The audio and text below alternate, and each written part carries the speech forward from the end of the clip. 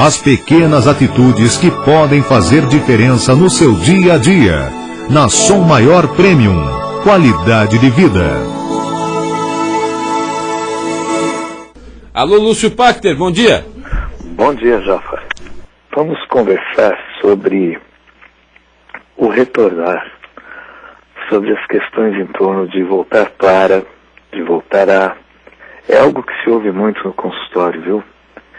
E que em filosofia clínica a gente dá o nome de retroações.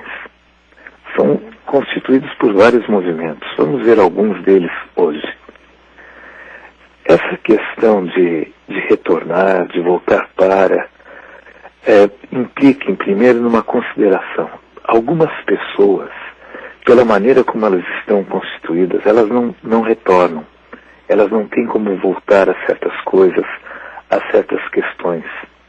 Por vários aspectos aqui, ou porque certas coisas se concluíram, ou porque o tempo delas passou, ou porque retornar a elas implicaria em demandas diferentes das originais.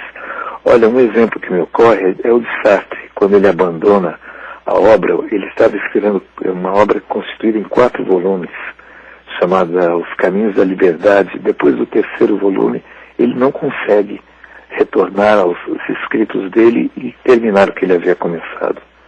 Na vida há muitos exemplos disso. Existem também, Jafar, aqueles retornos aparentes, que são ilusórios.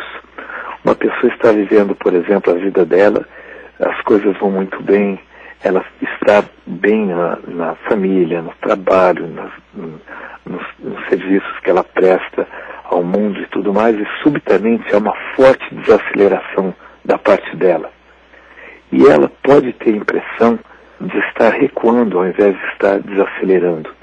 Ela olha ao lado e vê que outras pessoas prosseguem suas caminhadas, que o movimento geral das coisas continua bem, mas que ela, por alguma razão, precisou frear. Essa frenagem muito súbita e brusca pode dar a alguns a impressão de um recuo, de um retorno, quando na verdade apenas a velocidade é que diminuiu. Essa impressão é muito comum a muitas pessoas. Existem também, para aquelas pessoas em que um retorno funciona como algo novo, isso pode parecer curioso, mas para muitas pessoas retornar a algo, a um relacionamento, retornar a uma profissão, retornar a um lugar, pode funcionar como uma novidade, pelo modo como elas são. Para tais pessoas, talvez descer de paraquedas nesses assuntos e nessas questões possa ser demasiado. Talvez um retorno gradativo, aos poucos, como quem está chegando a algo que para elas é novo, talvez isso seja mais interessante. Há também movimentos dialéticos.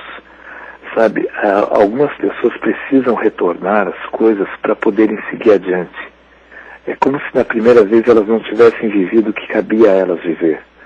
Então, ao retornar, elas... mas aqui tem um dado interessante. Esse retornar não implica exatamente retornar para a mesma pessoa, por exemplo, se nós falássemos de um relacionamento. Algumas vezes nós retornamos a um relacionamento, mas com uma nova pessoa. Pode parecer vertiginoso entender isso. Como é que eu posso retornar a um relacionamento, mas com uma nova pessoa? Isso funciona por deslocamentos. Às vezes, nós retornamos a uma questão que precisamos viver, mas em outra cidade, com outra família ou com outro trabalho. É uma maneira de viver aquilo que ficou pendente num novo contexto. Não deixa de ser um retorno, ainda que tenha todo o ar de novidade. Na história da humanidade há muitos exemplos disso, viu? Por exemplo, a história de Dom Quixote é um modo, no retorno que ele faz para a casa dele, um breve retorno, é como ele encontra fôlego, oxigênio, para seguir em direção ao mundo inteiramente novo. Há muitas coisas aqui, mas eu vou resumir, Jafar, por questão do nosso tempo. Olha, existem aqui, uma variável disso está nos contrastes. Há pessoas que precisam comparar, consultar o ontem para poderem viver o hoje. É como se todo o tempo elas estivessem retornando ao acervo de dados existenciais, coisas que elas viveram, para poderem comparar e poderem saber que direção tomar. Algo que nem todos fazem, né? Pessoas que não fazem isso. Também existe um outro movimento, esse é mais elaborado e requer atenção quando a gente se depara com ele, por vários elementos, é que alguns avançam na vida recuando. Eu sei que o conceito pode parecer estranho e de fato não é usual, mas algumas pessoas fazem um eterno retorno ao passado. São arqueólogos da existência, sabe? Eles sempre voltam e sempre descobrem coisas novas no próprio passado, vivem revirando as gavetas existenciais, os armários, as coisas que estão sempre que ficaram para trás. Elas avançam na vida recuando. Para quem vê isso de fora, parece que a pessoa não caminha, mas o modo dela de caminhar é esse. Enfim, o retornar, ele pode dizer respeito também a uma mescla de coisas. Pessoas que, por exemplo, quando recobram as esperanças, podem dar a impressão de que estão adquirindo esperanças, fazendo uma vida toda para frente com uma construção, quando na verdade é apenas uma combinação de elementos que estão sendo revisitados. Retornar a lugares, a pessoas, a coisas, pode também ser um ponto de apoio, uma base, uma maneira da pessoa se reabastecer. Há pessoas que vivem retornando a certas coisas.